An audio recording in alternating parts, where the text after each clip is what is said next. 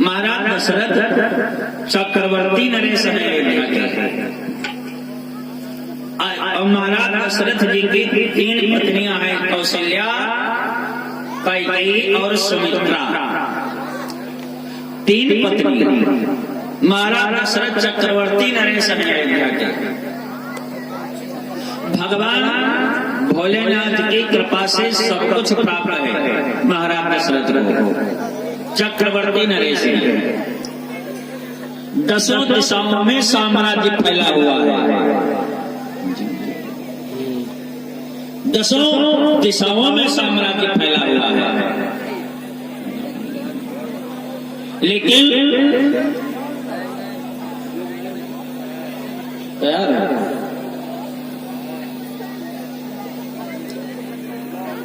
अगर कमी है तो महाराज दशरथ जी के जीवन में एक कमी है कि महाराज दशरथ की कोई भी संतान नहीं है, पुत्र नहीं है। यही सबसे बड़ी समस्या है। ग्लानि कब हुई?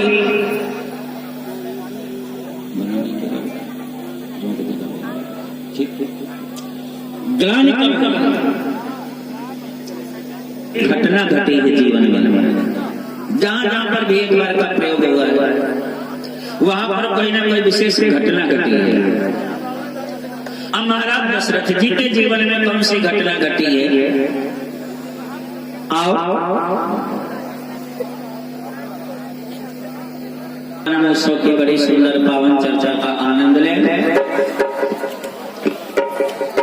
निवेदन कर रहा हूं, जब जब एक बार का प्रयोग हुआ है जिस चौपाई में, तो वहां पर कोई न कोई विशेष घटना घटी है। अब दशरथ जी के जीवन में कौन सी घटना घटी? एक बार की बात है, जिस समय देवासुर संग्राम हुआ तो महाराज दशरथ जी ने इंद्र का पूरा सहयोग दिया।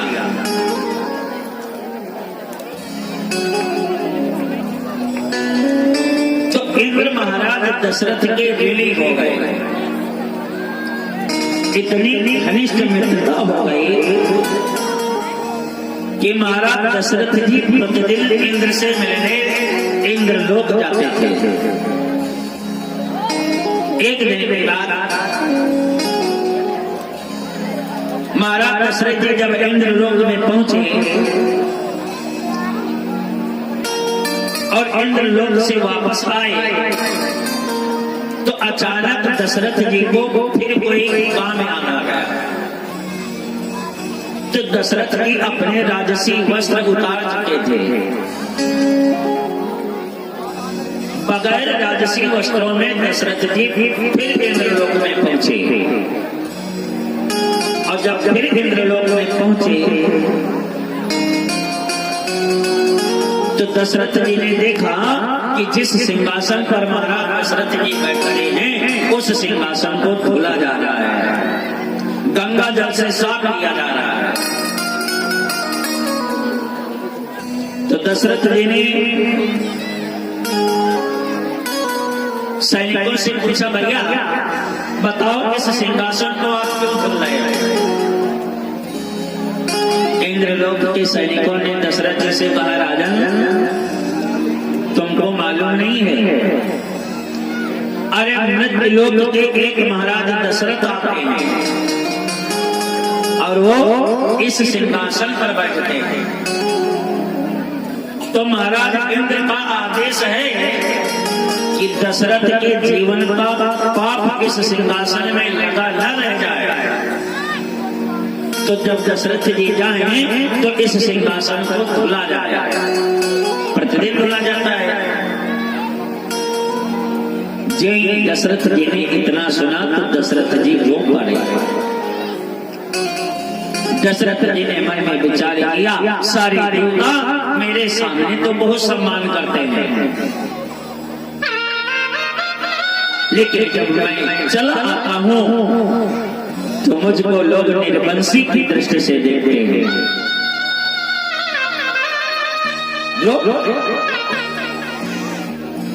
इंद्रलोक से वापस हुए, रोते हुए जा रहे थे, तब तक महाराज दशरथ जी ने एक कमल का पुष्प देखा सरोवर में। तो दशरथ जी ने मन में विचार किया, लाओ इस कमल के पुष्प को ले चले, कल जब हम भगवान भोलेनाथ का पूजन करेंगे तो ये पुष्प चढ़ा देंगे। दशरथ जी ने अपना धनुष बाण उठाया और एक बार नहीं कई बार संधान किया गया, कई बार चलाया, लेकिन कमल का पुष्प महाराज दशरथ जी के हाथों में नहीं आया। अट्ठहास करके हंसा, राजन तुम निर्बंसी हो, और राजन मैं निर्बंसियों के हाथ में नहीं आता हूं। अगर मुझको पाना है तो सबसे पहले अपने घर में संतान पैदा करो, तब मुझको पाओगे। तो एक तो झटका इंद्रलोक में लगा और दूसरा झटका कमल पुष्प ने दिया। तो दशरथ जी रो पड़े, बड़ा दुख हुआ। एक दिन में दो दो घटनाओं ने महाराज दशरथ जी को झकझोर दिया, रो पड़े। महलों में आए, महाराज दशरथ जी को रात भर नींद नहीं आई। प्रातः काल हुआ। एक बात बताएं, मैं बार बार कहा करता हूं, अगर आप किसी के दो थप्पड़ मार दो तो थप्पड़ की चोट 1 घंटा, 2 घंटा, 3 घंटा, 4 घंटा रहेगी, भूल जाएगा। लेकिन जो शब्द के बाण मारे जाते हैं वो कभी जीवन में मिटते नहीं। महाभारत होने का केवल एक ही कारण बना, अगर द्रौपदी ने दुर्योधन से ये न कहा होता कि अंधों के अंधे होते हैं तो भारतवर्ष में इतना बड़ा महाभारत नहीं होता था। एक शब्द बन गया महाभारत का। तो हम तो कहा करते हैं कि नहीं चाहिए, अरे नहीं चाहिए दिल दुखाना किसी का,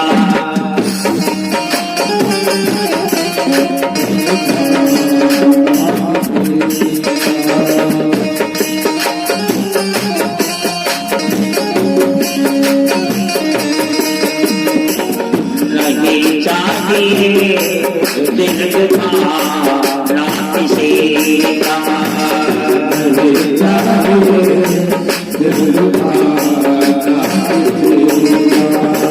सदा रहा है, सदा रहेगा,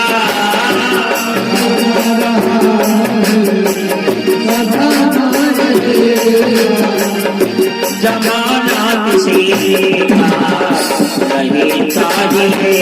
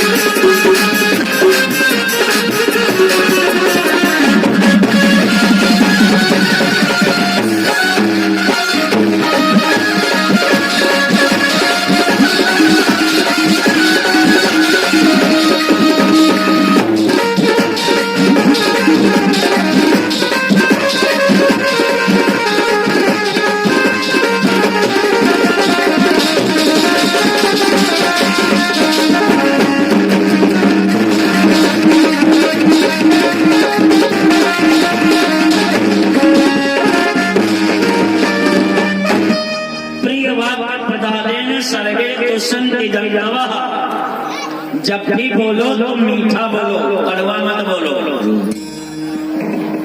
क्योंकि मीठा बोलने से ही सारी सृष्टि बस में होती है। अच्छा एक बात बताओ, कोयल काको पेट है और काका सोलेट। कोयल भी काली है, कौवा भी काला, दोनों एक ही रंग के हैं। अगर कौवा और कोयल एक जगह पर बैठे हो तो आप पहचान नहीं पाओगे कौन कौवा है कौन कोयल है। पहचाना तब जाता है जब वो बोलता है। अभी मान लो पेड़ पर कोयल बोले तो हम सब लोग ढूंढने लगते हैं कि कहाँ बोल रही है, नकल उतारने लगते हैं कोयल की। अच्छा जब कोयल बोलती है तो जब तुम्हारे घर में 10,000 रुपए की गड्डी फेंकती है, लो खर्च करो, कुछ नहीं देती, केवल आवाजें तो है। देखो माता जी नहीं कि नहीं, देखो देखो हाथ लगाओ, आओ बच्ची आओ। अच्छा ये मत सोचना कि महाराज आपको देख नहीं रहे। जब मंच पर बैठता हूं तो 16 आंखें बनती हैं हमारे। जितने लोग बैठे हो सब पर नजर बराबर है।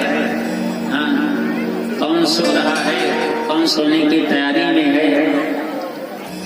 अच्छा सोने वाले से पूछो, सोने वाले से पूछो सो गए, सोने वाला तुरंत झूठ बोलता है ना, सो कहाँ गए, आंख लग गई। सोए थोड़े, आंख लग गई, तुरंत झूठ बोलता है।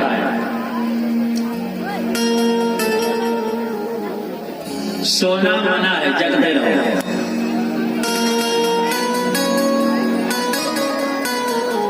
मैं निवेदन कर रहा हूं, जब भी बोलो तो प्रिय बोलो। प्रिय वाक्य प्रदादेन सर्वे तो संत जगवा,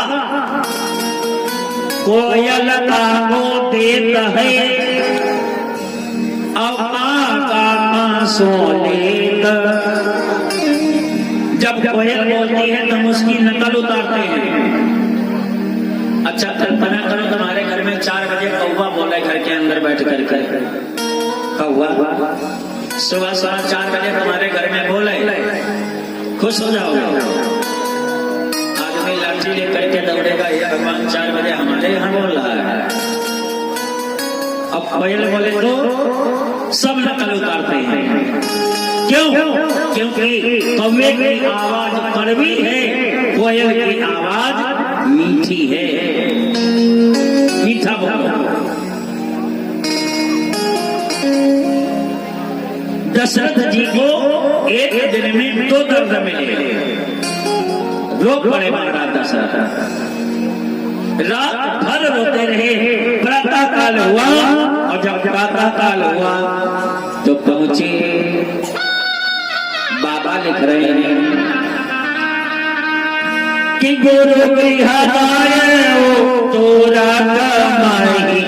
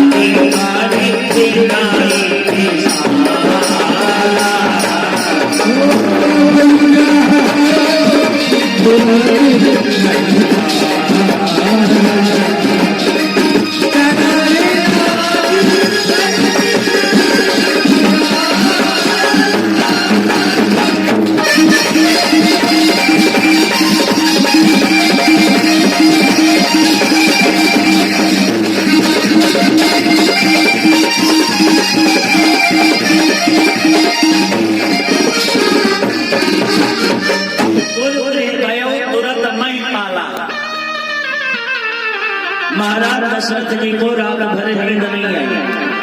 प्रातः काल हुआ, उठे और महाराज दशरथ जी अपने गुरु के पास पहुंचे जाकर के।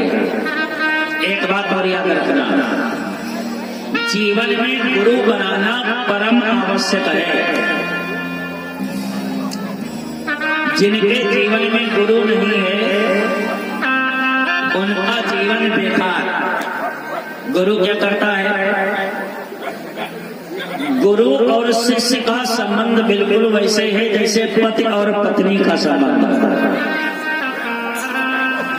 शिष्य जितना पाप करता है गुरु को शिष्य का आधा पाप भोगना पड़ता है।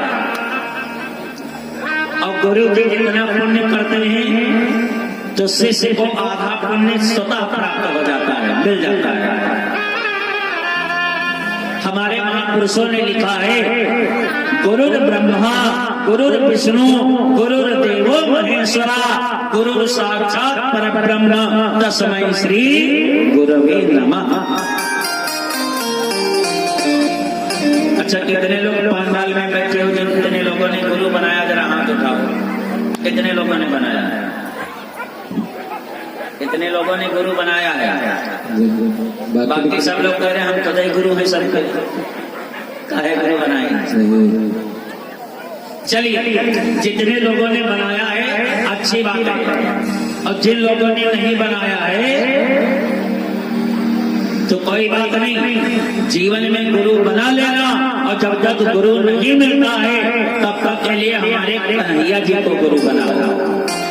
भागवत जी में लिखा है, वसुदेव सुतम देवम कंस चाणूरमर्दनम देवकी परमानंदम कृष्णम वंदे जगत गुरु। ये सारे संसार के गुरु। एक बार हम निवेदन कर रहे थे, गोंडा में कथा कह रहे थे, यही बात हमने कही कि गुरु बनाना जीवन में परम आवश्यक है। तो एक माता जी खड़ी हो गई, उन्होंने कहा, आगत भैया ऐसा करो तुम हमारे गुरु बन जाओ, हमको दीक्षा दे दो। तो हमने कहा, देखो माता जी बात ये है, हम अभी आश्रम में पढ़ रहे हैं, हम खुद शिष्य हैं दूसरे के, हम तुमको शिष्य क्या बनाए? अगर गुरु बनाना है तो कोई बढ़िया संत ढूंढो, महात्मा ढूंढो जो तुमको शिष्य बना सके। हम खुद अभी दूसरे के शिष्य हैं। तो माता जी ने कहा, महाराज बात यह है, अब तक हमने 56 गुरु बनाए हैं, अब तक हमने 56 गुरु बनाए। तो हमने कहा, माता जी सैकड़ा पूरा करना है क्या? पूरा सैकड़ा पूरा करना है, 100 गुरु बनाओगी? तो बोले नहीं महाराज, बात ये है मैं जिसको गुरु बनाती हूँ बेचारा 3 महीने के बाद मर जाता है। तो हमने कहा 57वां नंबर हमारा है, 56 मर गए हैं, 57 नंबर हमारा है। मतलब तुमको शिष्य बना ले तो 3 महीने के बाद हम भी टपक जाए। माता जी ऐसा करो, अभी हमने बहुत सी कथाएं कही है, जब मरना होगा तो हम शिष्य जरूर बना लेंगे, अभी कथा कह लेने दो। कहने का मतलब है जीवन में गुरु परम आवश्यक है। प्रातः काल हुआ, और जब प्रातः काल हुआ तो महाराज दशरथ जी वशिष्ठ जी के आश्रम पर पहुंचे। जी आश्रम पर पहुंचे तो वशिष्ठ जी के आश्रम पर पहुंच करके दशरथ जी ने रोना प्रारंभ कर दिया। रो पड़े गुरु के चरणों में सर रख करके जो ही दशरथ जी ने रोना प्रारंभ किया तो दशरथ वशिष्ठ जी ने पूछा, बोलो राजन, अरे तुम तो चक्रवर्ती नरेश हो, क्यों रो रहे हो? अपने रोने का कारण तो बताओ। और एक बात हमेशा याद रखना, जब भी रोना पड़ जाए तो केवल 2 व्यक्तियों के सामने रोना जाकर के तुम्हारा काम बन जाएगा। केवल 2 व्यक्तियों के सामने रोना। अगर रोना पड़ जाए तो अपने गुरु के सामने रो देना, अगर रोना पड़ जाए तो हमारे कन्हैया जी के सामने आकर के रो देना, तुम्हारा काम बन जाएगा। संसार के व्यक्तियों के आगे कभी मत रोना। संसार वाले जब भी देंगे तब तक तुमको आंसू ही देंगे, सुख नहीं दे सकते। दशरथ जी पहुंचे और जाकर के रोना प्रारंभ कर दिया। सुनाया क्या? बोले निज दुख सुख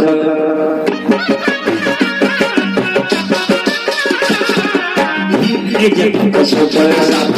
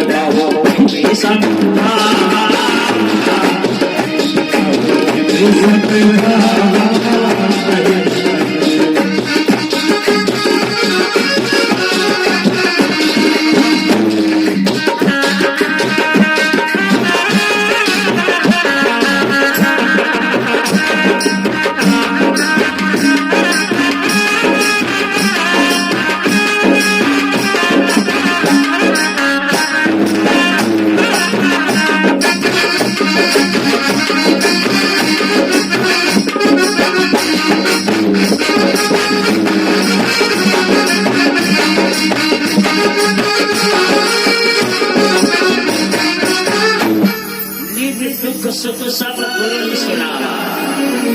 अच्छा, जब भी गुरु के पास जाओ, डॉक्टर के पास जाओ, संत के पास जाओ, तो सब कुछ बताओ, कुछ छुपाना नहीं चाहिए। दशरथ जी पहुंचे वशिष्ठ जी के पास में, तो दशरथ जी ने सबसे पहला अपना दुख बताया कि गुरुदेव, दुख मुझको ये है कि मैं चक्रवर्ती नरेश हूँ, लेकिन मेरी कोई संतान नहीं है। सुख ये बताया कि गुरुदेव, आपकी कृपा से मैं चक्रवर्ती नरेश हूँ।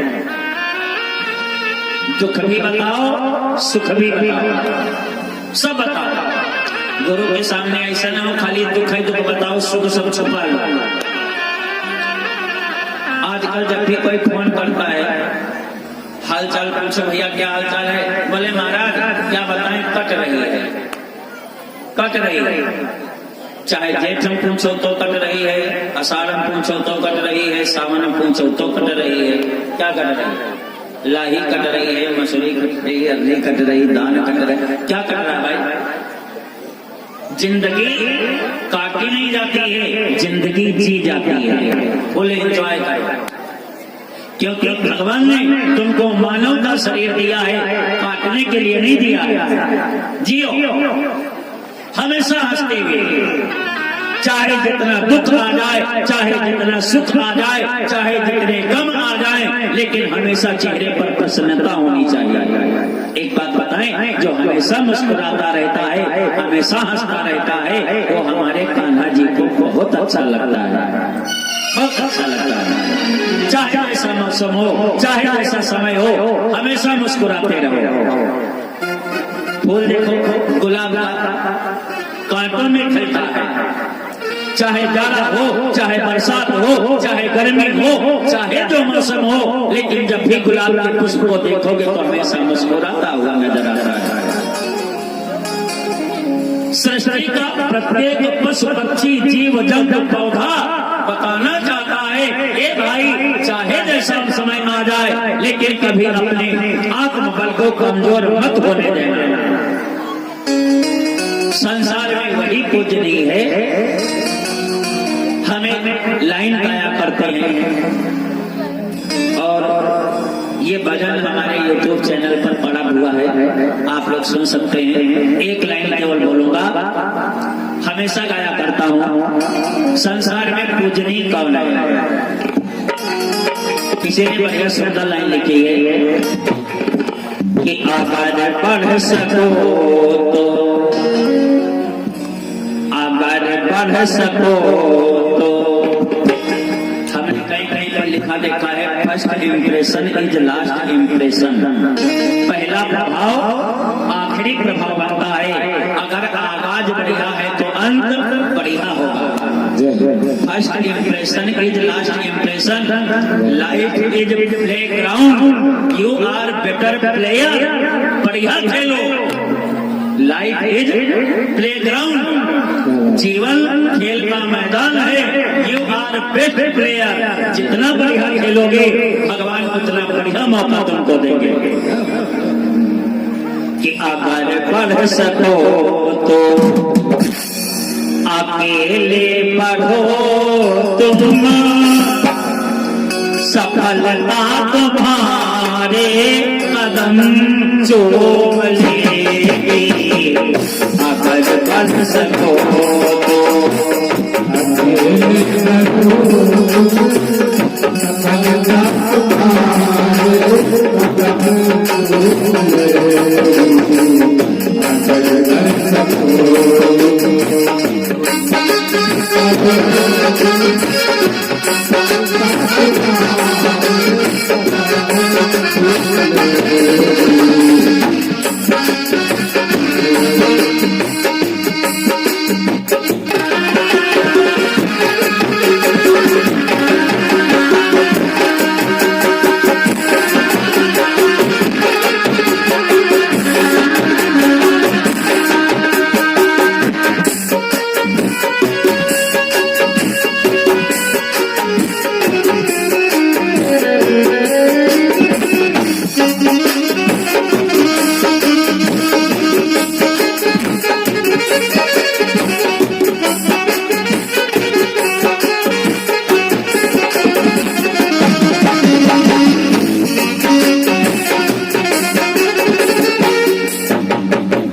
एक लाइन बजा दीजिएगा। सदा जो जगाए बिना ही जगा है, सदा जो जगाए बिना ही जगा है, सदा जो जगाए बिना ही जगा है, सदा जो जगाए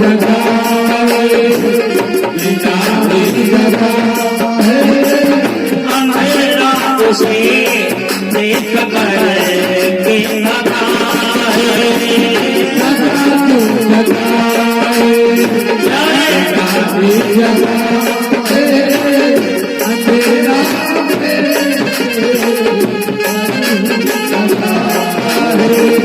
सदा जो जगाए बिना ही जगा है, अंधेरा उसे देख करके भगा है। अगर उग सको अगर उग सको तो उगो सूर्य सा तुम, अगर उग सको तो उगो सूर्य सा तुम, प्रखरता तुम्हारे कदम चूम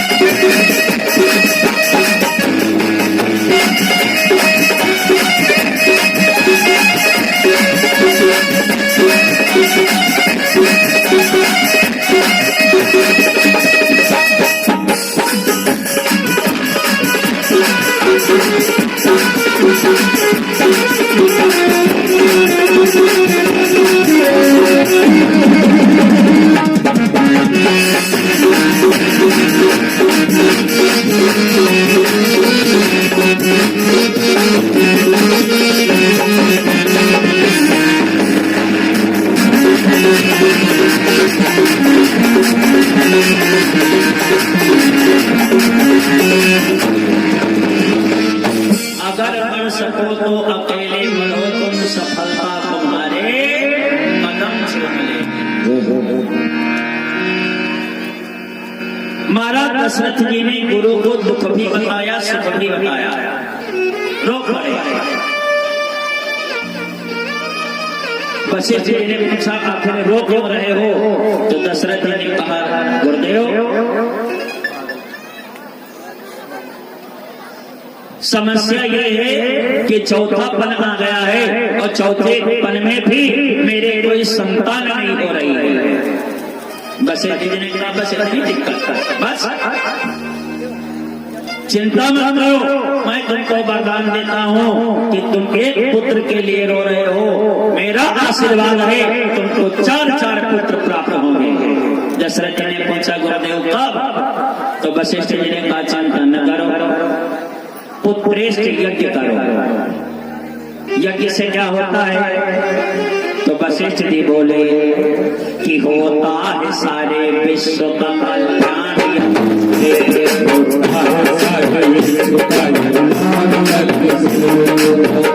सारे विश्व का कल्याण यज्ञ से,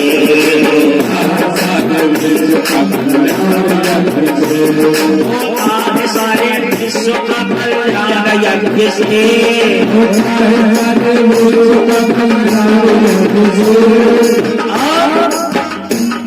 जल्दी प्रसन्न होते हैं भगवान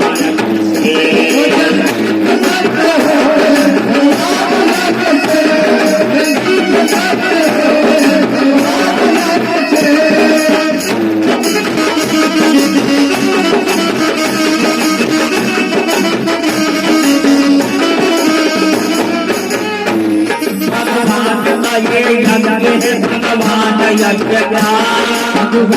का ये यज्ञ है, भगवान यज्ञ का, भगवान का ये यज्ञ है, भगवान यज्ञ का, भगवान का ये यज्ञ है, भगवान यज्ञ का, तीन सारी मुश्किलें आसान लगती